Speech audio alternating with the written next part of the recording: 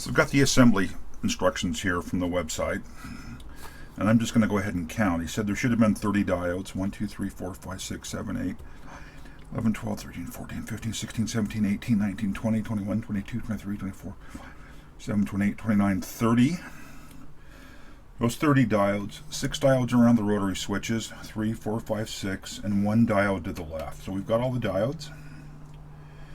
6 1K ohm resistors, 1, 2, 3, 4, 5, 6, and 12 390s that we've got up here. So we've got those right. He's got us moving on to the GPIO connector on the back of the board. Yeah, I get why he's moving on to that next. So there was one extra 1K ohm resistor.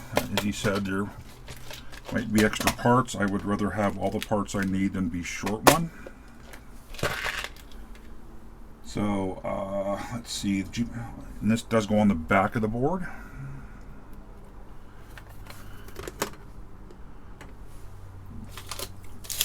And I'm just going to kind of hold it down with tape.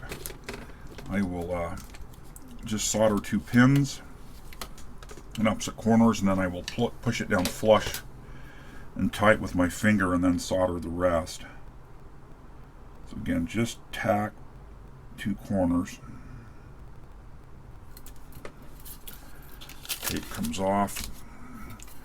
Now I'm going to push on it to push it up tight against the board.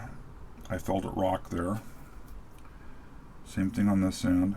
Solder flow. There, it moved again. And I'll hit it another time or two here just to make sure it is square. And it doesn't look square to me. It really looks like it's tilted in a little bit. That's kind of odd. So let me reflow here and push again.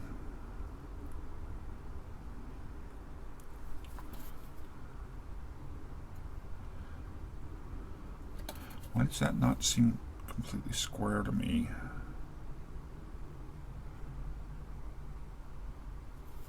I mean, there was a bit of slack in it. It's a little bit odd.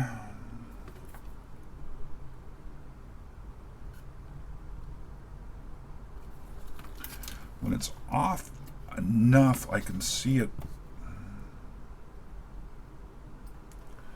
visually. That's better. So it took tacking 2 pins on this side to kind of hold it square. Yeah, that looks a lot better. And we'll elevate the board here and solder the GPIO connector in place.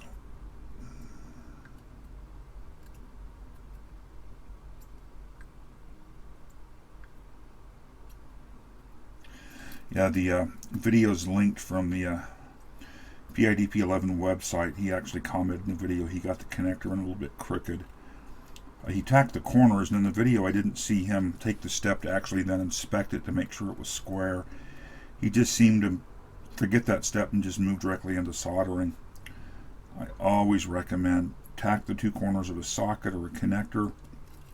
Give it a good visual look. Make sure it's square and correct. And then finish the soldering. We'll reflow the joint I did earlier. Flip the board around so I can get at it from the other side.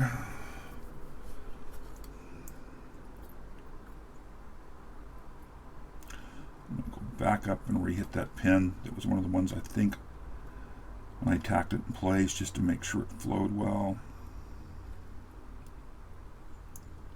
And I'm still using 350 C as my soldering temperature. For me, it's a good working temperature. I probably should have read the assembly instructions a little closer after seeing the mention in that one assembly video of trying to use a much lower temperature. I am using regular leaded solder as well. I'm not a big fan of lead free. It's harder to work with. It's harder to get a clean looking solder joint. It requires higher heat. Just not a fan of the lead-free. Okay, we've got the GPO connector on the back, 2 pins first, check it straight, he calls it out. Chip socket on the front of the board. We've got our chip socket here. The board has in the silk screen, a notch. The socket, you can see this, there's a little curve in the socket right there that goes in the same orientation. And this is going to be the same thing. Solder 2 pins, make sure it's in flush. Solder the rest.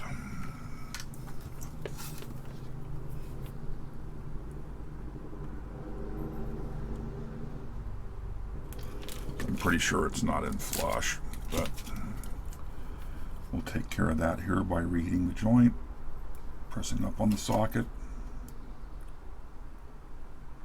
I felt the socket moved just a tiny bit on that one. It looks square to me. You can finish soldering up the socket.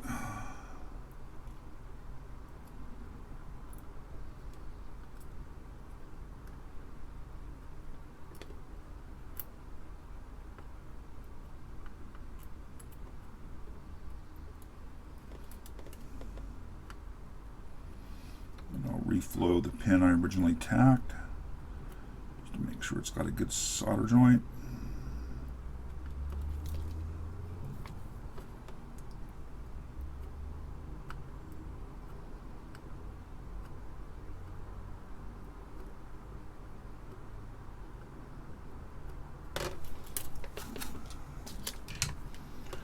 So we've got the GPIO connector, we've got the IC socket.